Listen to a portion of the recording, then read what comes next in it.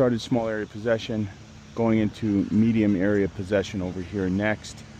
But the same numbers in this group, I'll combine two of those groups, fit them into this next exercise, so the transition is hopefully pretty much seamless. And then we're going into really game model training with a lot of constraints today. Along, you could see that the TRX cables are over against the fence. We do TRX upper body, lower body, along with general fitness as well. Small area possession, everything one touch. Defenders can't go into the other grid, but the ball can go into the other grid at any point. You don't have to have a minimum number of passes. Oh, that looks better. Keep going, keep going. They're split into partners, so if you mess up, you and your partner go in and you defend together. Again, defenders have to stay on their side of the grid. The grid is approximately 6 yards by 6 yards, along with another 6 yards by 6 yards. So the total length is probably 12 yards by 6 or 7 yards. You can adjust all these sides of the grids depending upon, obviously, the caliber of the players. Guys are encouraged to play one touch, but they can play two if they need to. Looking for triangles all over the field.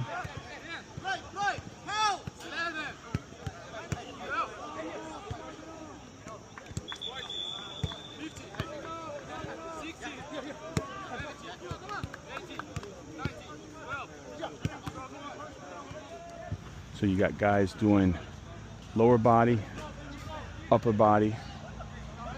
Then they are going to do their fitness, straight running.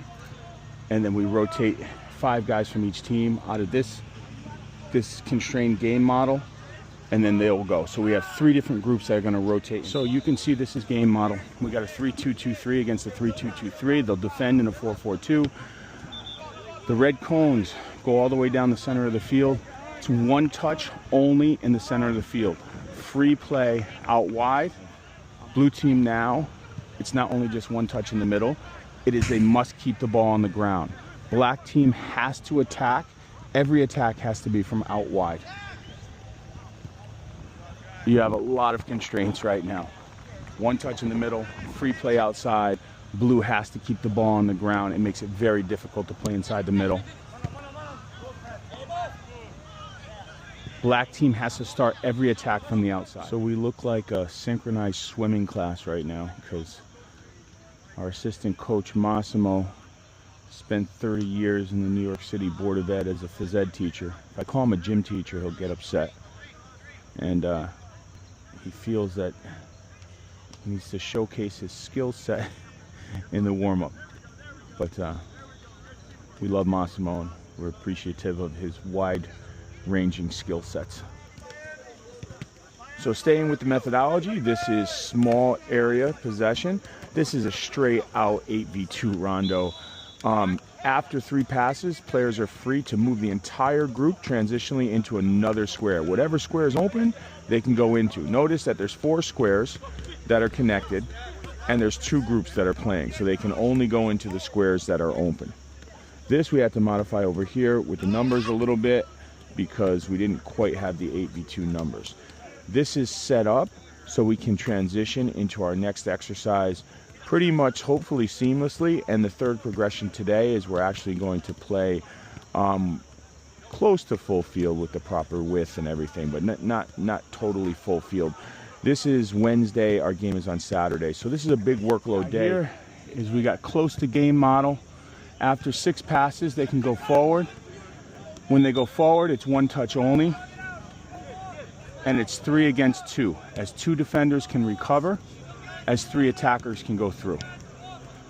This is kind of a counter-attack activity. Have to be able to, spaces are really small, so you have to be able to think quick, play quick, and you're really looking for third man running in here a lot as well. Good defending! So now we've changed this exercise. After 3 passes, you could go in. The penetrating pass has to be one touch. No balls are allowed at all in the air. Every ball has to be on the ground. So now we've constrained this game a lot.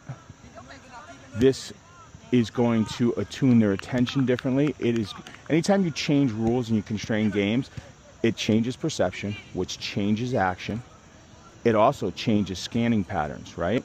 Your affordances, your opportunities for action, what you can do becomes different.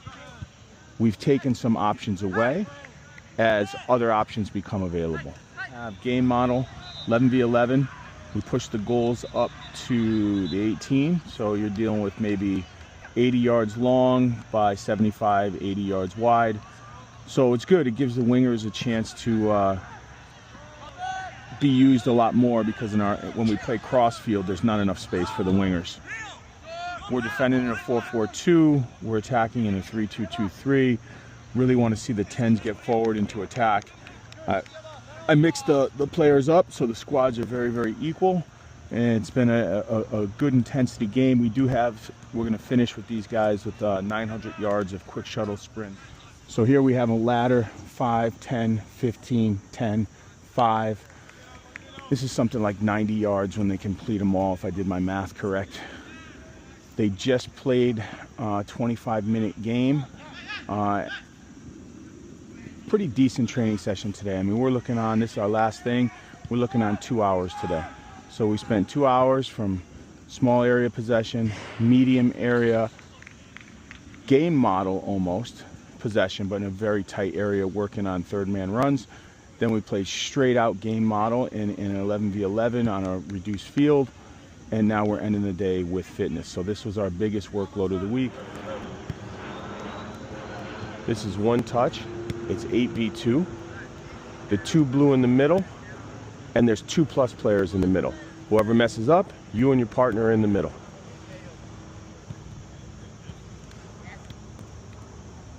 Very small area. Very small area possession exercise. It is positional because everybody has a fixated spot. The 2 in the middle obviously can find a little area and adjust their body position as needed. The 2 in the middle is not a lot of space, so they have to find little pockets of space to keep this ball moving with the right body position. 10v7. The 2 10s in this game, the 2 attacking center mids are in red.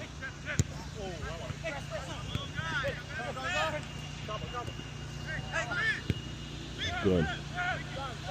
This is attacking game model in a very, very tight area. Not easy to do. 10 versus 8. Game model now. We built this up into transition. This is all 4 phases of the game. We're using our 3-2-2-3 against 2 lines of 4. Now transition, they have to play it wide. Good. Everybody back. Everybody back. As the 2 10s on this side have to stay. What a ball. What a ball. Activation right now. Guys are going through nice and slow. This is the first 4 minutes. After 4-6 minutes, they'll pick up the pace. They got 5 different stations, different directions. Get a few maximum accelerations in. This is the day before the game. Got rondos, got some small-sided stuff. We got some soccer, tennis type of things. And then we're just going to go over corner kick defending, corner kick attacking corner kicks, and a few other details tactically before tomorrow's game. We should be in good shape. We had a really good week of training. They did move the game up on us, so it's at 12 instead of 2. It means we got to get up at 6 in the morning and get on a bus by 7 and ride for 3 hours. Hope that there's no traffic. Get off that bus, a little bit of downtime, and then we got to perform. So this small area exercise is simple. It's 4 one-touch passes, 4 in the next grid, and then 4 in the next grid. If you mess up, you and your partner go in the middle. This is for fun. This is 10v2. The guys like it. They cheer if they make it to the 3rd square. That means they completed at least 12 one-touch passes. So once in a while, I'll jump in practice. And the kids like it. They get excited. They make fun of me when I jump into practice. Some of them will kick me. Most of them will just stay off and let me have the ball, which is really nice. I think they said the camera adds about 25 pounds to you, so maybe that's why I look a little out of shape, but everything's pretty good. Just arrived at CCB Essex. It's an hour before game time. Wish we could have got here a little earlier. but we had to adjust the bus, and we had multiple bus drivers on the way down, and they moved the game from 2 o'clock to 12 o'clock because of some bad weather that's rolling in. So we are looking forward to this game. CCB Essex, always a really good team, always compete from the first second to the last second. They just never give up. We need to win, though. We came here to win. We have to get some momentum in our season right now. We have to perform. So regardless that we just spent 4 hours on a bus, we have to perform today. I'm really looking forward to this game.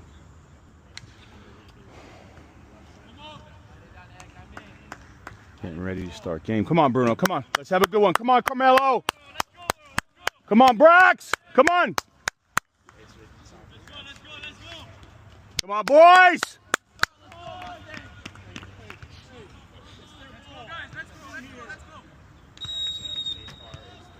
All right, let's see how we do. Feel good about today.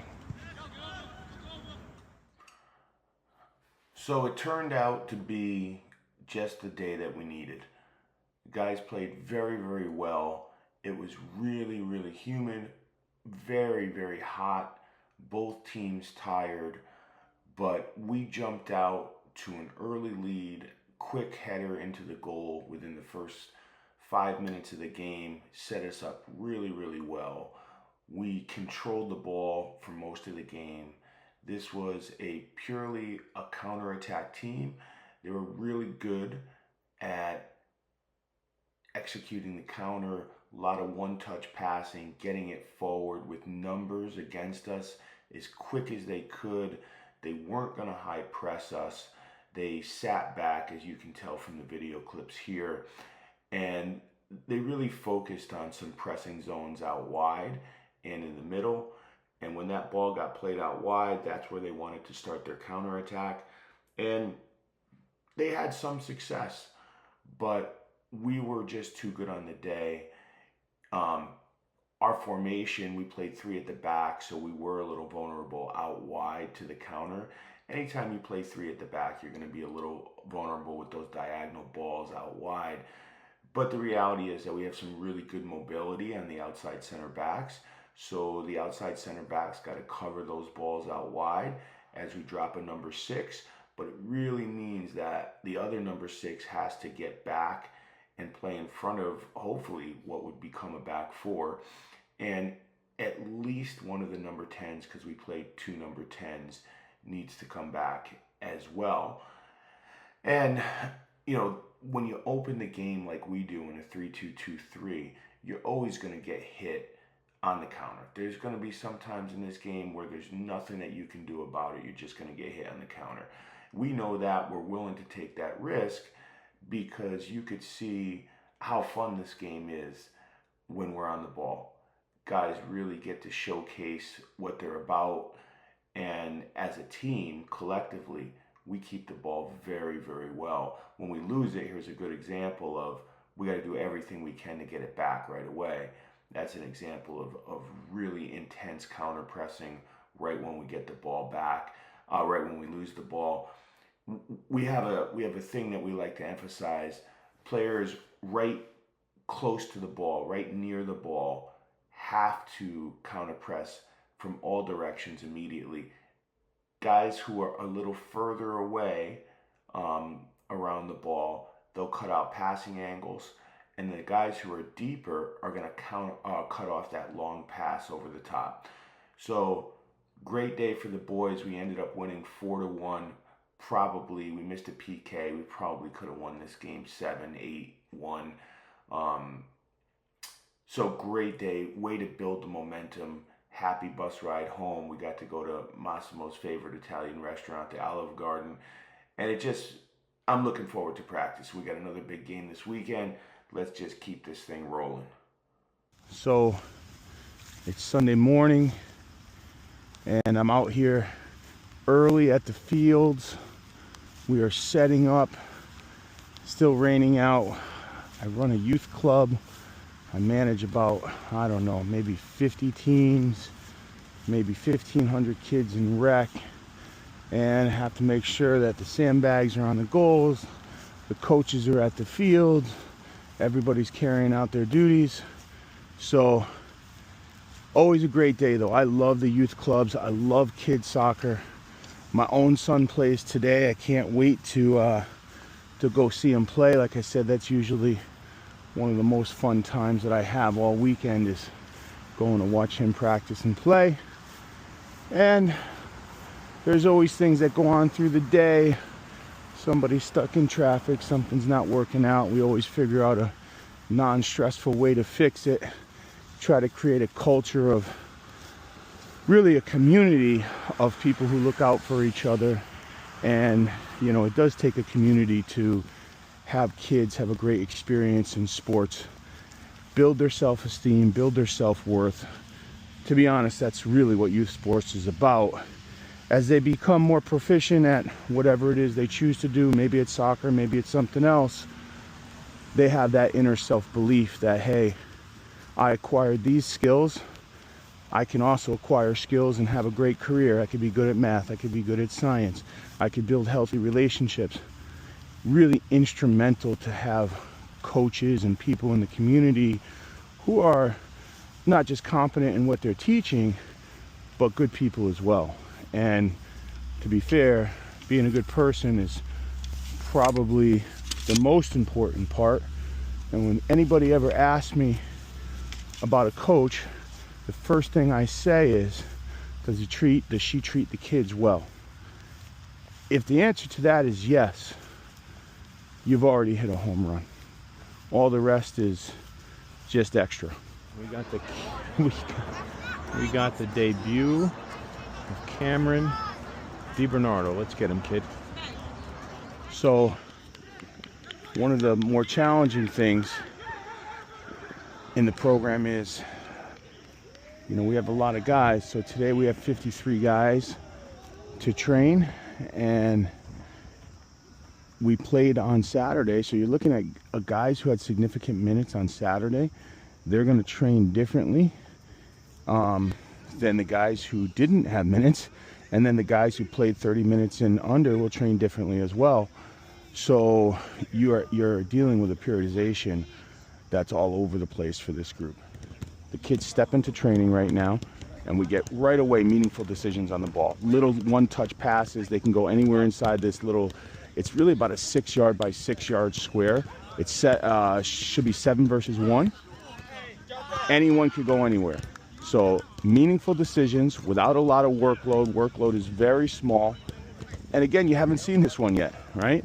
This is something different. Every day is a different look. Variability inside every training. Nothing is really ever the same, but the principles remain the same. We're manipulating time and space to keep the ball away from a defender from the very first second that they come to training. Now, granted, scanning habits aren't the same. The passing distances are very small, so they're attuning to different things. But in the end, as a warm-up, this is representative enough to have real value. And no matter, for me, what people say, oh, the reference points, it's not the real game, blah, blah, blah, in the coaching courses, this is worthless. It's not. It's not. I would challenge any coaching course to point to the academic theory of why it has no value. And if I was to sit down, that would be a very, it would probably be a one-sided debate, to be honest, because I don't think they could defend their standpoint. But if they could, great. But every single coaching course I've ever taken, nobody has given me a defensible stance based upon academic theory that would hold up.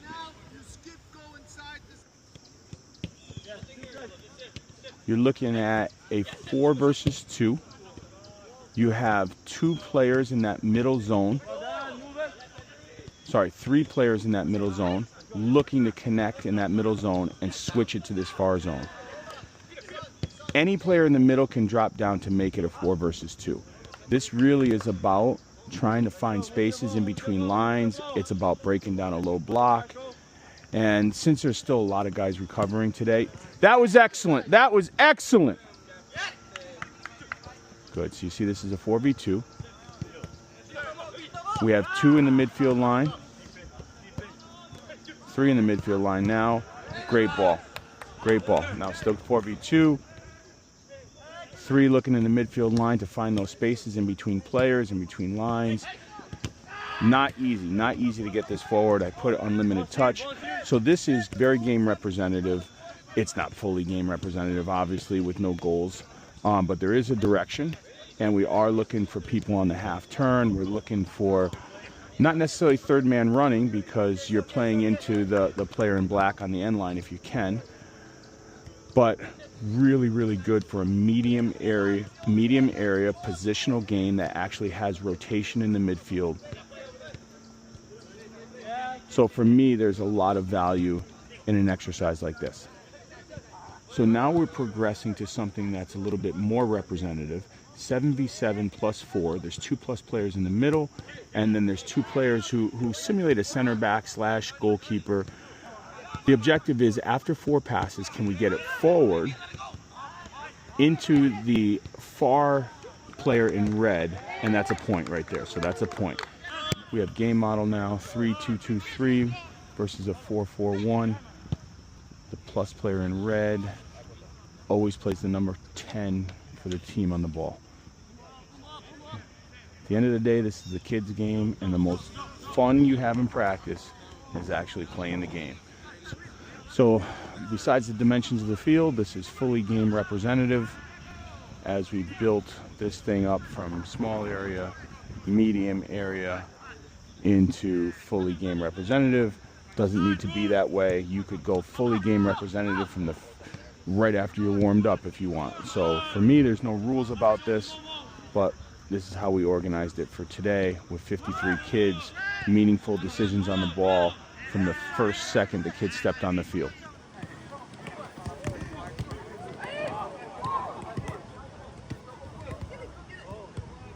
Body position, scanning. This little exercise has everything. If you can keep the ball in this, you can keep the ball.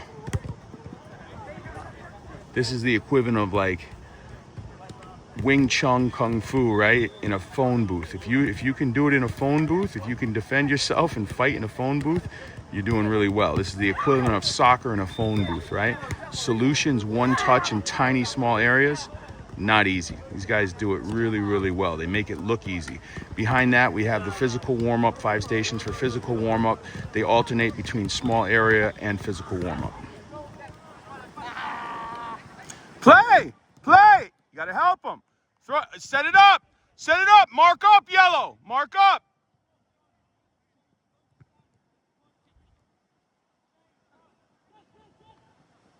Good.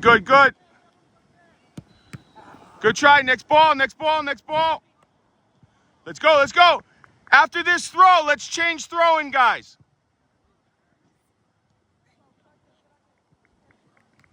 Good. Play.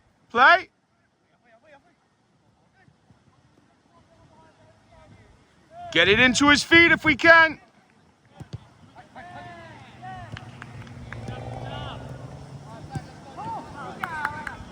Good. Blue throwing. Last throw before we change throwing, guys. Tough shit. Last throw now. Give it to Seth. Go farther back. All right, good. You got option 1. Now come here. Come. Option 2. Hey, come. So as he comes, you're going to start farther in. So once he makes his move to come in here, he draws the defender. You're in and behind. You come in hard here. Okay? Let's see it all together. Let's go, man. He starts the movement. Ready? Hey.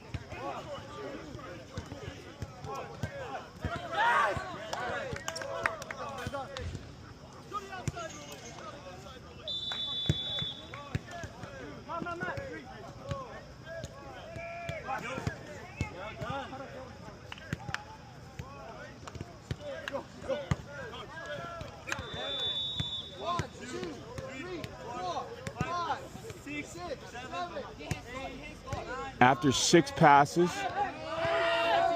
they can score. Like you saw that. No outer, we didn't see it.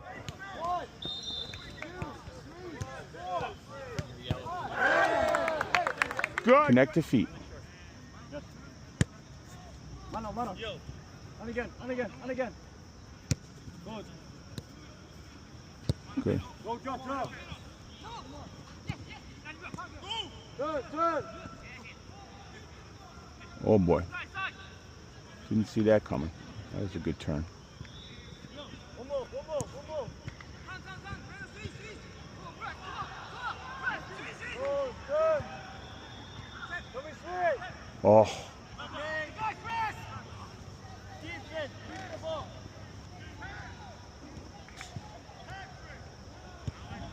Good, good, good. very sharp. Yo, what a ball. Hey, that was really good.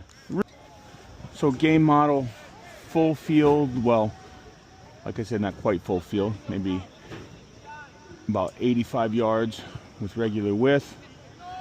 Two really good squads going at it right now. Guys competing for positions. They're gonna play maybe 45 minutes today. Getting some of their last big work right in on a Wednesday. The match is on Saturday. Also getting a look at one or two new players in this group. So even though we're a month and almost a half into the season, we're still looking at a new player here and there who arrived a little bit late because of the embassy.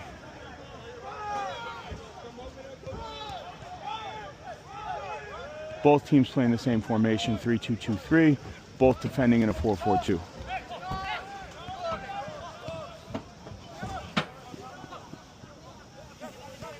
So right now, we have a very demanding game when it comes to perception coupled to physical action and decision making. You have black is always on the team with the ball. It is orange and green as one team and yellow and blue as another team. The rules of the game are yellow can only play to blue or black. Blue can only play to yellow or black. Orange cannot play to green. Green can't play to orange. So basically, decision making here is altered because perception is different now. Just because another green teammate is on your team, you can't play to him.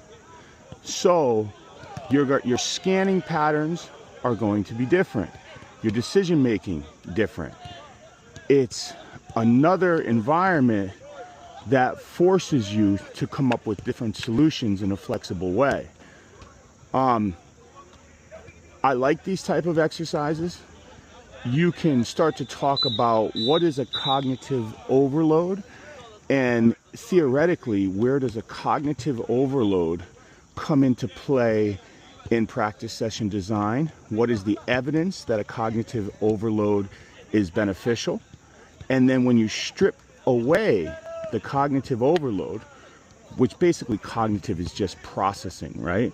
So, and in ecological dynamics, there is a processing component, but it's not like a cognitive processing model. It's built in, it's automatic. But again, there's a lot to talk about in theory with this. Let's just say that when you strip out all these extra, and you could even call them constraints, I'm calling it like a cognitive overload, but when you strip this out, does decision making become easier? Absolutely, it becomes easier. And is there a benefit to that? And how does that affect knowledge base? How does that affect perception and action? You know, these are all important things to have conversations about, and obviously it relates straight to practice session design and your belief on player development.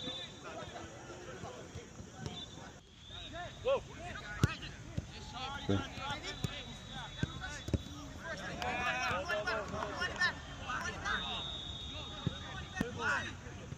Good. Very difficult exercise, 11v11 plus 1. One team's in a very low block, 5-4-1. They can send two players over halfway. We've cut the sidelines out, so you could see we've made a diag there so they can't dribble into the corner. It leads for a very, very difficult game. If you could break this down, move the ball, You're doing really well. We're trying to identify little spaces to play in, and to be fair, the one touch has to be really, really good. Last exercise, we got 40-something guys playing. We kind of made it almost a tournament style. Whenever you make like a tournament style for the last exercise, guys have to really focus on keeping the level high, because you do have some mixed levels when it comes to the teams. It's not a criticism, it is what it is. So guys have to really try to simplify their game, who are playing against a better team, and try to be efficient, compact on defense, and not overdo it, especially in these small fields where there's not a lot of time on the ball. The teams who are maybe composed of a little higher level, they have to stay disciplined. Moments before the game, about 14 minutes left till kickoff, playing Mohawk Valley. Mohawk Valley was national champions last year. Really, really good school, good program. Our guys are really excited tonight. This is a great venue, under the lights, first home game. We got tons of energy. We got good fans out here tonight. It's just another chance to get better. And every game for us is so important. And so much that goes into every game. We can never afford to have an off night at this point. Kickoff approaching. Hope to start this game fast. Want to get on the board early. Want to set the tempo early.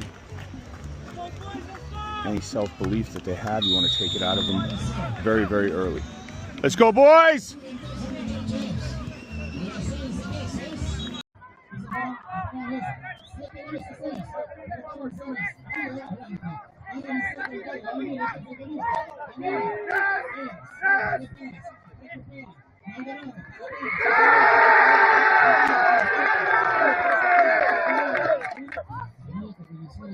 Rax, be aware. Shift that guy.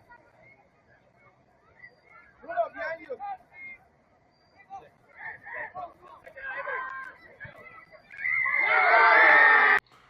So we go down 1-0 on a counterattack. We had probably 70% of the ball for the first half. They literally sat 10 in their half of the field and looked to counter us. They're very good on the counter. It's a very well-coached team. They're athletic, they're aggressive, they're actually quite good on the ball. I really, really like this team, and there's no coincidence that's why they won the national championship last year. For us, though, we battled back, and with a few minutes left in the half, we're up 2-1. And going into the second half, we put in a third in the first 10 minutes in the second half, and that really opened up the game because they couldn't sit 10 back anymore once it's 3-1, and the game got stretched. And once it got stretched and there was room to play, that's when we really started to take over. We've got massive game ahead going into Miami-Dade at home on Friday, then Montgomery, and then we play #1 in the country, Iowa Western. So huge things ahead in the next week and a half, 2 weeks. The purpose of the video series is, of course, to show academic theory to practice session design in a real team setting over a season. But I also wanted to share with you just a little bit extra about my views on academic theory, practice session design, game model construction, and just give you a little insight into the things that influence me and influence my thinking. So this slide I really, really like. It's the enemy of art is the absence of limitation. So basically what it's saying is that you have to have some limitations that change perspective, which change perception, which leads to a change in action. You could apply this in a constraints-led approach. Anytime you constrain, you force a change in perception, which forces a change in action, which forces technical and tactical gains in players. It develops soccer intelligence, it develops soccer IQ. And what people don't normally have, though, is here are the constraints that I use to teach the game of soccer U8 through U18.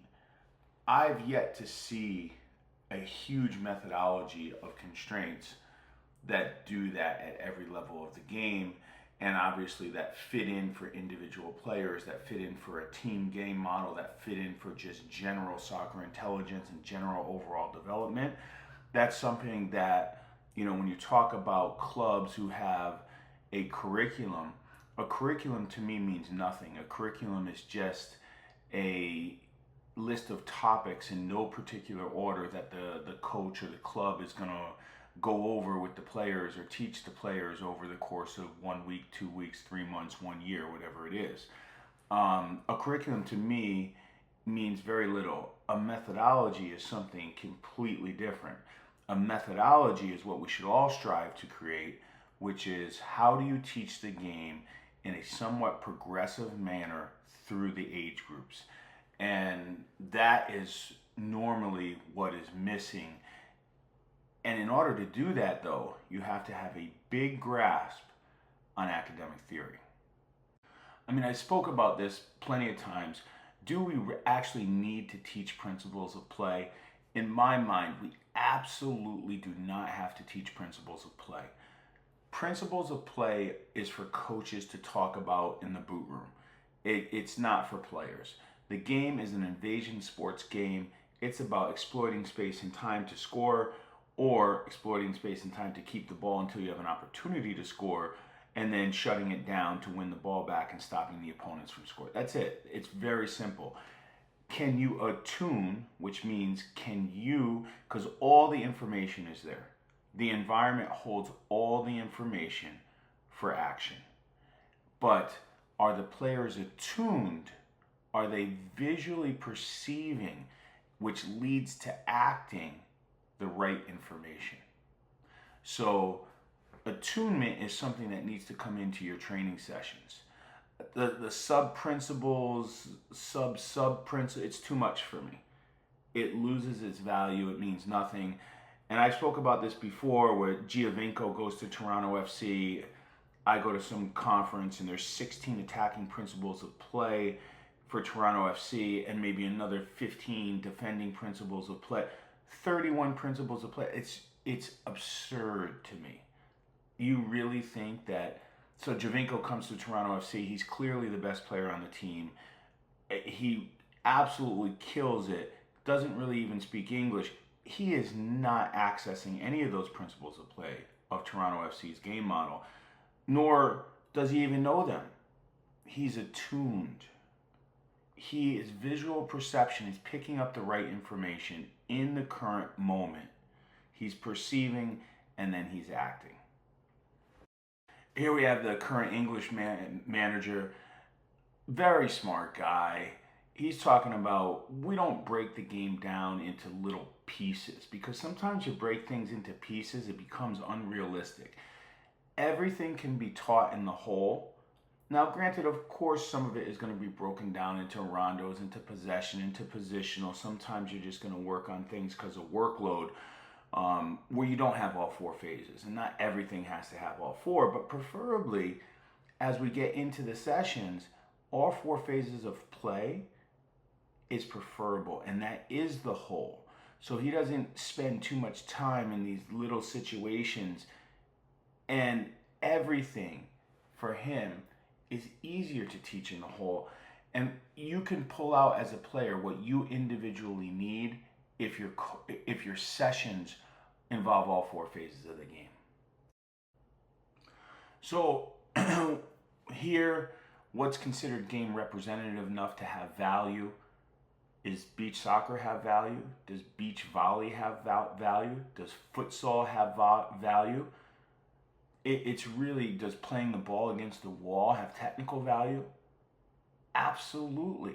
Even though they are not the 11v11 game with the real spaces, the real distances, do they have transfer? Even without all the reference points of the real game. 100% in my opinion, they do have transfer. And that interaction between the player and the environment is the most powerful feedback loop that a player could ever be involved in. It's the environment. It's not necessarily the information the coach is giving. Yes, it's great to have a piece of information here and there. It can help the player attune. It can help the player perceive. But in the end, this is really about how well can you construct these environments variability of environments. Where are you playing? Does futsal help you in the 11v11 game? Yes, it's an unbelievable skill set. When we look at your current training situations, right, your current training environments, is the information game-like? If you're doing a passing pattern on cones, it's not game-like. There's nothing that has to do with the game that's game-like with a passing pattern in cones. Does it require players to make meaningful decisions? In unopposed exercises, there's no meaningful decisions. There's only one solution in unopposed. So for me, it is not very game representative at all if you're not making meaningful decisions, if you don't have to adapt your intentions. Massive, right? In the real game, when you're exploiting space and time or shutting it down, you're always adapting your intentions. You're always adapting your movement solutions. And that means it's really competitive. And when it's competitive, it produces energy, it produces emotion. Add scoring into it, add elimination into it. I mean, these things are massive. And that's not going to happen in any unopposed or dribbling through cones or some isolated drill type of stuff. Very important. Listen, if you're taking a penalty kick, hey, we're doing penalty kick practice. Well, how can we make that uncomfortable? Maybe half the team chooses, whether they're going to make it or miss it, and you have to do push-ups. Maybe that adds it. Maybe it's a team competition. Maybe that adds pressure. Maybe there's someone behind the goal telling the PK taker where that person has to take the kick, so it's not their decision. All these things add pressure and emotion. Have to think about connecting that to practice session design. Say you learn a simple move. You're going to learn a pullback. Whatever it is. You're going to learn how to cut the ball with the inside of your foot. You learn the scissors move. For me, after you learn it and you can do it, okay, great. You can do it against a cone.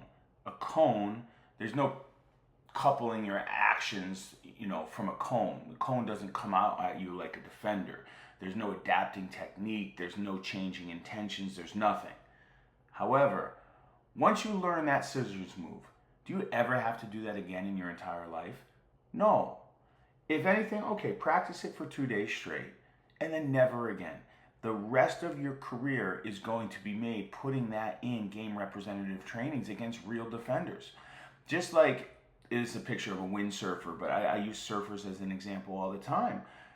If you're a surfer, you are not doing isolated surfing drills on the beach standing on your surfboard.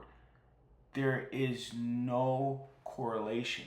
It is not representative. There's no adjusting for your balance. There's nothing. Now, if you want to constrain yourself, you could say, okay, you have to take the surfboard. You have to ride the wave using your foot in a certain position, and that will make you adjust. It will make you adapt. It will make you perceive different. Okay, that's good because now you are actually in a highly representative environment, actually riding a wave. You're not doing some silly drill on the beach. And half the time when I look at soccer training, I look at practice session design, a lot of it just makes no sense to me when I try to apply it to academic theory. There's not a lot of learning taking place. There's a lot of repetition, and for me, a lot of it is a waste of time. When you talk about academic theory, there's a couple key words that you should be aware of. One is an affordance.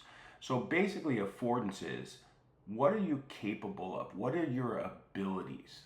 So if you have the ball and you're really slow and you're against a fast defender, maybe your affordance is not to dribble by the guy because you just don't have that, because that's not your skill set. But maybe you're a great passer of the ball. So your options for action is to pass the ball. Now, if you see open space for the winger to cut into, if the winger sees the same space and I play the ball into there, we both perceive the same affordance, and that's called a shared affordance. And that's really, really important to understand. Next, invitations for action. So if something is available, like I said, if there's a big space between the center back and the winger, maybe that's an invitation, an opportunity for action. You see that space, the opportunity's there, it's a shared affordance, we both see it, boom, we play that ball in.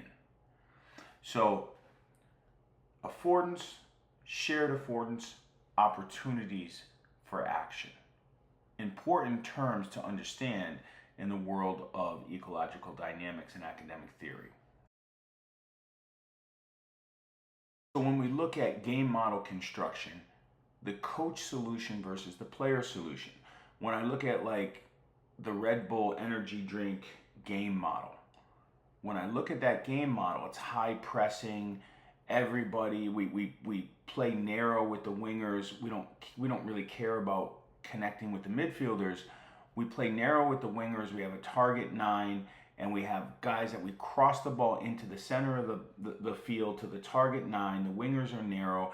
We have 2 maybe attacking center mids, maybe a 10 and an 8, going to win the second ball off the striker because we're going to counter press on top of the box.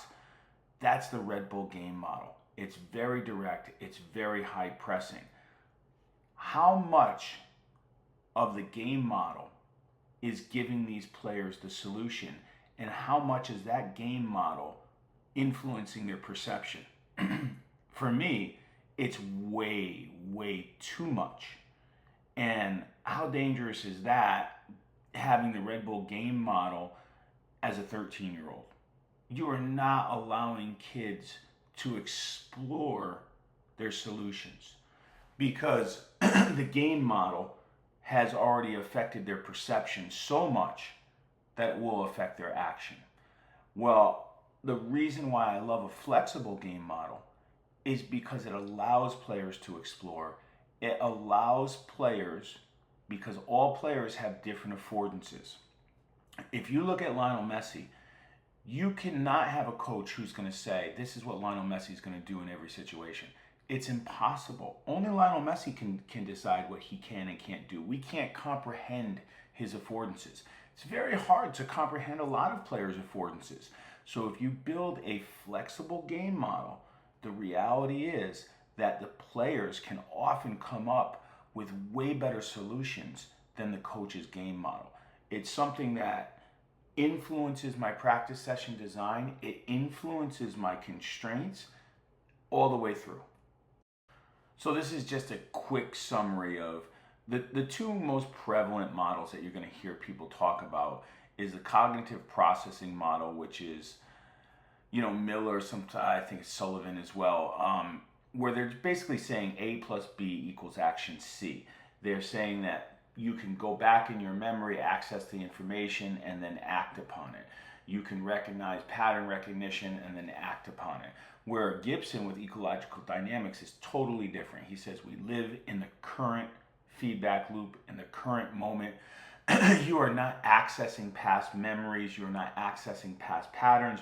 You have something called a knowledge base. You can it's kind of like your sports intelligence and your knowledge base. You're hopefully always building and developing, but you can change intentions. You're in this current feedback loop in this dynamic invasion sport environment where you're not doing A plus B equals action C. You're letting your solutions, you're letting your intentions change. Solutions are emerging. So opportunities for action are opening up and shutting in real time. So ecological dynamics is a much different idea. So when you look at practice session design, if you start doing things about, hey, pattern recognition, you're going to run passing patterns, you're going to do this pattern and that pattern, it's really, for me, it's not the way it works. And I would be a little bit hesitant to run all those unopposed and to think that those things are actually in a real game somehow staying with your players and they're actually accessing those memories for their actions in real time. I just don't think that that's the case. So one of the major parts of ecological dynamics is the reflection of light. So say the ball's coming at this guy's head, the light reflects off the ball, so he can tell by the reflection of light getting faster and bigger, the ball is getting closer to his head. He does not have to train this. This is an inert thing. He's going to move his head. If he doesn't want to get hit in the head with the ball, he's going to move his head. And that really is, everything is based on the reflection of light in ecological dynamics when it comes to player movement and coupling your physical actions to the ball to the defender and so forth. So here's just a quick example. You're coupling your physical actions, the reflection of light from the ball, knowing how hard to push yourself on that dive, your time, but you're not doing a mathematical equation. I need to push this hard off the ground. No. You're pushing off that. You're in a constant feedback loop, judging by the reflection of light. You're coupling your physical actions to that ball based upon the reflection of light. That's really what is at the heart of ecological dynamics. And not everything has to be taught in the fundamentals. Here you have David De Gea. He makes an underhand save, which is contraindicating to an overhand save, which would be taught, hey, the ball's going here, we should really use an overhand save. The guy uses an underhand save. What works for you works for you. No technique is ever repeated the same way twice. You have different center of gravity, different coordination patterns, different body, different abilities, different affordances. So we're becoming a lot more flexible of teaching technique and letting things emerge. When you talk about things emerging, Johan Cruyff never practiced a Cruyff technique, the Cruyff turn. That turn emerged in real time. The first time he did it was in real time in a game. Never practiced it. And I think that most coaches, and especially in youth academies, they're like, we need to do ball mastery, ball mastery. Well, I think ball mastery has a very limited potential for a couple reasons. One is kids need to make meaningful decisions on the ball. If they're only playing twice a week, you can't put kids on cones and do ball mastery. They need to make decisions on the ball because they can't do that in their backyard. If the kid's playing 4 or 5 times a week, has street ball, okay, now we could talk about ball mastery. But there is still a limitation to ball mastery. Now, also, not everything needs to be taught by a coach. Ball mastery could be, hey, we're playing beach soccer, we're playing futsal, we're playing in all these different environments. The interaction between the player and the environment actually develops skill sets and unique skill sets that no coach could ever teach them. So to think we have to set up cones and have coach teach technical all the time, it is simply not the case. And listen, I'll just wrap up with this. For me, I've gone down a lot of rabbit holes when it comes to educating myself about academic theory, applying it myself, taking feedback, really honestly going back and saying, did this work, did that work, if not, why, all these types of things. Coaching is a non-stop journey. It's a passion. It's about getting better. It's about using all the information that's out there right now, honestly, for free. Everything's free right now. There's so much information. And can you take that information, apply it? Can you find good mentors? And I'm not talking mentors who are federation mentors who are charging thousands and thousands for these licenses. I'm talking mentors in the game who are really knowledgeable people who you can bounce ideas off of. And then by working in the game every day, that's really how you get better. So it's part of the reason I made the documentary here, is to just share a little bit of my knowledge. And if it helps you in any way, great. But I always thought it was kind of interesting that nobody really, in college soccer, who puts out an inside look? Who gives you an inside look into what they do on a daily basis? What are their training sessions? What are their reasons? What is their academic theory? The answer is honestly nobody. And I think if more people put out what they did, I think I would find a lot of value in it. I have a lot of questions. I would love to see what other people are doing in their programs. So hence part of the reason for the documentary. Anyways, hope you enjoyed episode 2. Episode 3 coming out soon.